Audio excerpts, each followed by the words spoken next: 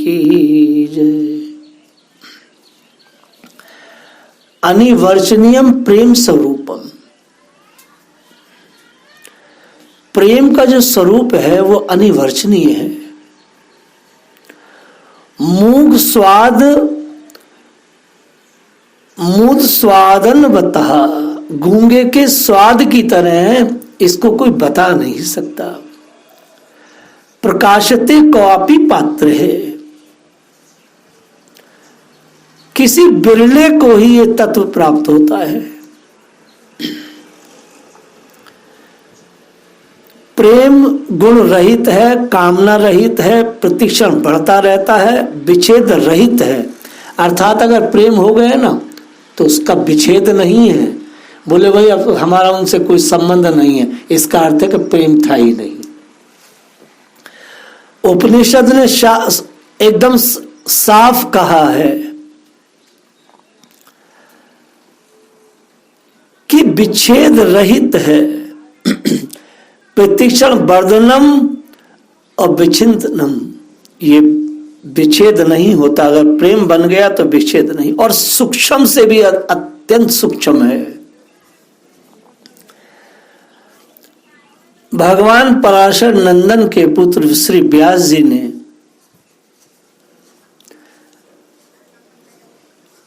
क्या कहा है? पूजा आदिश अनुरागा इति पराशरे। व्यास जी ने कहा है भगवान की पूजा आदि में अनुराग होना ही भक्ति है। अगर भगवान के श्री विग्रह के प्रति आपका बहुत रुझान है और आप सेवा करते हैं तो व्यास जी कह रहे हैं कि ये सब बहुत बड़ी भक्ति है। देखिए सब संतों ने भक्ति का अलग अलग विषय व्याख्या की है। व्यास जी की व्याख्या है कि जो भगवान के पूजा आदि में बहुत अनुराग रखता है वह भक्त है। लेकिन गर्गाचार्य ने कुछ और कहा, कथा आदिश्य वती गर्गा। श्री गर्गाचार्य ने अपने सूत्र में लिखा है कि भगवान की कथा आदि में जो अनुराग करते हैं लोग वह भक्त हैं। वाह वाह वाह, ये तो सब गर्गाचार्य ने कह दिया, व्यास जी ने कह ही दिया। लेकिन सांडिल्य जी ने जो सूत्र दिया है वह एकदम अलग है। आत्मरते विरोध नेति सांडिल्य, इनका अर्थ है कि आत्मरति के अवरोधी विषय में अनुराग होना ही भक्ति है। अर्थात संसार में मन तो जाने, लगातार मन भगवान में है और उदासीन है संसार की तरफ, कह रहे हैं यही भक्ति है। यहीं से मैंने वो बात उठाई है। लेकिन नारद जी ने जो बात कही वो बड़ी सुंदर है। तद स्मरणे परम व्याकुल लेती। नारद जी के मत के अनुसार प्रत्येक कर्म को भगवान को अर्पण करना और भगवान से थोड़ा सा भी विस्मरण होने में व्याकुल होना, यही भक्ति है। नारद जी ने बहुत बड़ी बात कही है। सबसे उत्तम बात तो नारद जी की ही है। नारद भक्ति सूत्र बहुत बहुत बहुत सुंदर है। आराध्य के प्रति अनन्य अनुराग ही भक्ति है। लेकिन हमारे परम आचार्य श्री रूप गोस्वामी पाद जी ने जो बात कही है वो तो बहुत ही एकदम विलक्षण है। अन्य अभिलाषा शून्य ज्ञानम कर्म आधनत व्रतम अनुकूलेन कृष्ण अनुशीलनम भक्ति ऋतुत्म। अन्य अभिलाषाओं से रहित ज्ञान कर्म आदि से अनवरत श्री कृष्ण के प्रति प्रीति के अनुकूल आचरण करना ही भक्ति है। ये एकदम से क्रिया योग है और अत्यंत वैज्ञानिक है। ये इतनी सारी चीजें आज चूंकि भक्ति की बात कर रहे हैं, अब देखिए पूरा भक्तमान भक्ति भक्ति केवल भक्ति की बात करता है। क्या सुंदर है। भगवान की ऐसी भक्ति है कि भगवान भक्त से एकदम बंध जाते हैं, एकदम बंध जाते हैं। ऐसी हरि करत दास पर प्रीति, निज प्रभुता बिसारी, जन के बस होत सदा है रीति। विनय में गोसाई जी ने यही गाया है। भगवान श्री कृष्ण ने प्रेम बस होकर पांडवों के सारथी का काम किया, उनके सभासद बने, यहां तक कि उनके मन के अनुसार काम करके उनकी सेवा भी किया। उनके सखा तो थे ही, उनके दूत भी बने। वे रात को शस्त्र ग्रहण करके वीर आसन से बैठ जाते और शिविर का पहरा भी देते। उनके पीछे पीछे चलते, स्तुति करते, प्रणाम करते। इतना ही नहीं, अपने प्रेमी पांडवों के चरणों में उन्होंने सारे जगत को झुका दिया। जब महाराज परीक्षित इस प्रसंग को सुनते तो उनकी भक्ति भगवान श्री कृष्ण के चरण कमलों में और भी बढ़ जाती थी। ऐसी भक्ति देता कौन है, यह है विषय। ऐसी भक्ति आएगी कहां से?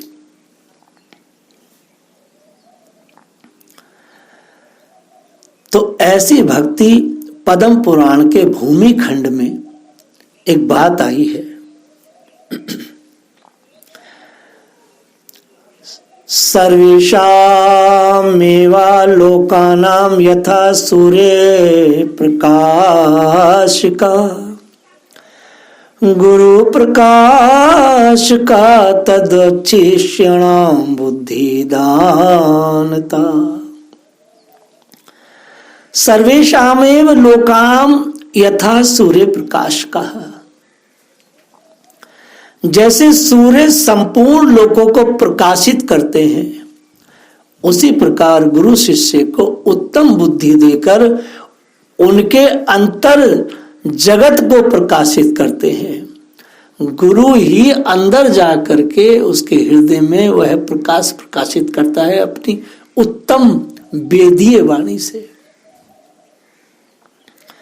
सर्वेषाम लोकाम यथा सूर्य प्रकाश का। इसलिए गोसाई जी ने भी ये बात बहुत अपने तरीके से कही। महामोहतम पुंज जसु बचन रवि कर निकर। गुरु वही जो संत सेवावे, गुरु वही जो विपिन बसावे, गुरु वही जो हरई मिलावे, इन करनी बिनु गुरु न कहावे। अगर गुरु की ऐसी करनी नहीं तो वो गुरु नहीं है। इसलिए गुरु गीता में श्लोक आ गया, गुरु ब्रह्मा गुरु विष्णु गुरु देवो महेश्वरा, गुरु साक्षात परम ब्रह्म तस्मै श्री गुरुवे नमः। और भगवान ने तो 11वें स्कंद के 17वें अध्याय के 27वें श्लोक में स्वयं ही कह दिया, आचार्याम माम बीजान्यान मेते करहे चिता न मर्त्य बुद्ध्या सुते सर्वदेव मयो गुरु। सर्वदेवमयो गुरु। आचार्य को मेरा स्वरूप जानना चाहिए, उनका कभी भी अपमान नहीं करना चाहिए और ना ही मनुष्य मानकर उनकी निंदा करनी चाहिए, क्योंकि गुरु सर्वदेवमय है। ऐसा गुरु अगर किसी के जीवन में आए तो भक्ति अंदर से सिद्ध हो जाए। गुरु का महत्व वर्णन करते हुए श्री गरुड़ जी ने कहा है उत्तरकांड में, गुरु बिन भवनिधि तरई न कोई, जो विरंच शंकर सम होई। अगर शंकर के भी समान कोई व्यक्ति ज्ञानी है तो बिना गुरु के नहीं तर सकता। जिसको अपना परम कल्याण जानने की इच्छा हो, उसके वेद ज्ञाता ब्रह्मनिष्ठ एवं शांत गुरु की शरण होनी चाहिए। वह शांत गुरु के प्रति समर्पित हो जाए। तस्मात् गुरु प्रवद्ये जिज्ञासु श्रेय उत्तोत्तम शाब्दे परे च निष्णांत ब्रह्मण्ये उपशाम अश्यहम। ब्रह्म को जानने के लिए श्रोत्रिय और ब्रह्मनिष्ठ गुरु के समीप उस अधिकारी को खाली हाथ नहीं जाना चाहिए, कुछ समिधा लेकर जाना चाहिए।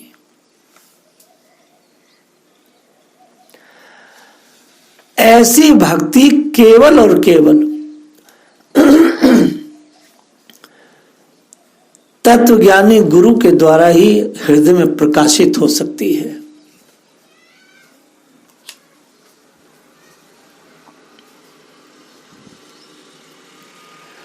लेकिन गुरु जो है बहुत ही प्रैक्टिकल हो। गुरु खाली उपदेशात्मक न हो, गुरु क्रियात्मक भी हो। अगर गुरु क्रियात्मक नहीं है तो उसके उपदेशों का कोई लाभ नहीं मिल सकता संसार में। इस पर दृष्टांत दे रहे हैं एकनाथ महाराज जी का। एकनाथ महाराज अपनी कुटी में भजन कर रहे थे। एक बुढ़िया अपने इकलौते पुत्र को लेकर के आई। वैद्य ने उससे कहा था कि तू गुड़ खाना छोड़ दे, नहीं तो तुझे महारोग हो जाएगा। उसको कोई ऐसा रोग था। बुढ़िया ने कहा, महाराज जी मेरे पुत्र से कहिए कि ये गुड़ न खाए। एकनाथ जी ने कहा कि आप अगले महीने इसे लेके आओ, तब मैं इससे कुछ बोलूंगा। 1 महीने बाद बुढ़िया गई तो एकनाथ जी ने उससे कहा, पुत्र गुड़ मत खाना, गुड़ नुकसान देता है। बस इतना कहा। इतना कहते के साथ ही वो बालक मान गया। बुढ़िया ने आश्चर्य से पूछा, महाराज ये इतना सा शब्द तो आप पहले भी कह सकते थे। एकनाथ जी ने कहा, मैया पहले मैं गुड़ खाता था, अब चूंकि मैं जिस क्रिया में लिप्त हूं अगर वह मैं बोलूंगा तो उस उपदेश में भगवान की शक्ति का पात नहीं हो सकता। भगवान सत्यम परम धीमहि है। तो मैंने पहले गुड़ त्यागा, तब मेरी वाणी में परमात्मा श्री कृष्ण विराजे, तो इसके अंदर शब्द चला गया और उसने अपना काम किया। तो गुरु अगर खाली उपदेशात्मक है और वो क्रियात्मक नहीं है तो ऐसे गुरु का वचन कहीं भी जाकर के लग नहीं सकता। इस पर भी एक दृष्टांत सागर का है, उसे आप ध्यान से सुने। एक गुरु जी थे बहुत सख्त, लेकिन कैसे थे, अपने शिष्यों को बहुत जबरदस्त उपदेश देते थे।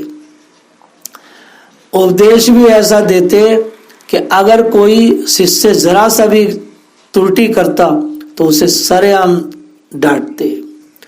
एक दिन शिष्य बिना तिलक किए भोजन करने बैठ गए, 2 शिष्य। तो गुरुजी ने उसे बहुत फटकारा और भोजन भी नहीं दिया। संयोग की बात, दूसरे दिन जब गुरु शिष्य सभी भोजन करने बैठे सब एक साथ, तो शिष्य बड़ी सावधानी से तिलक आदि लगाकर बैठे थे, परंतु गुरुजी के तो तिलक था ही नहीं लगा हुआ। तो डरते डरते एक शिष्य ने जब इस बात की चेतावनी दी तो गुरुजी कड़क कर बोले, तुम्हें क्या पता गुरुजी किस ख्याल में खेल रहे हैं? तुम गुरु को टोकोगे? बात आई गई हो गई। अब किसी ने गुरुजी की तरफ को ध्यान ही न दिया कि गुरुजी कर क्या रहे हैं। एक दिन गुरुजी को कहीं जाना था, ये पुरानी बात है। तो गुरु ने अपने शिष्यों से कहा कि भाई घोड़ी पर जीन कस दो, मुझे कहीं सेवकाने में जाना है। तो शिष्य भोला भाला था, आप समझते हैं ना जीन कैसे कहते हैं, जिस पर बैठा जाता है घोड़े के ऊपर। तो वो जीन अगर हल्की कसेगी तो सवार गिर जाएगा। भोला शिष्य था, जीन कभी कसी नहीं थी, उसने जीन ऊपर रखी और हल्के से बांध दी। गुरुजी सवार हुए, चल दिए। अब चले, जब पेंग बढ़ी तो वो जीन तो ढीली थी और शिष्य लोग भी चल रहे थे 2-4 साथ में। तो वो पैदल दौड़ रहे थे गुरुजी के साथ, गुरुजी हल्के हल्के चल रहे थे। तो अब वो जीन एक तरफ को सरकने लगी, अब गुरुजी गिरने लगे। तो शिष्य बोला, भाई गुरुजी ऐसा गिरने वाले। तो दूसरा बोला, नहीं पागल है, तुझे क्या पता गुरुजी क्या खेल में खेल रहे हैं, पता ना किस भाव में। और गुरुजी गिर गए। तो किसी भी गुरु को उपदेश क्रियात्मक देना चाहिए। अगर उसके पास क्रिया नहीं है और वो कुछ भी कहेगा तो उसकी फिर मान्यता नहीं हो सकती है।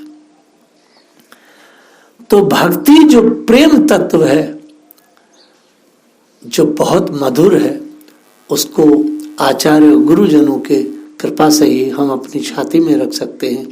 लेकिन शर्त है गुरु भी ऐसा मिल जाए कि जो खुद भी डूबा हो और हमें भी डुबो दे, हमें भी डुबो दे। अन्यथा काम नहीं बन सकता। बोलिए राधा रानी की जय।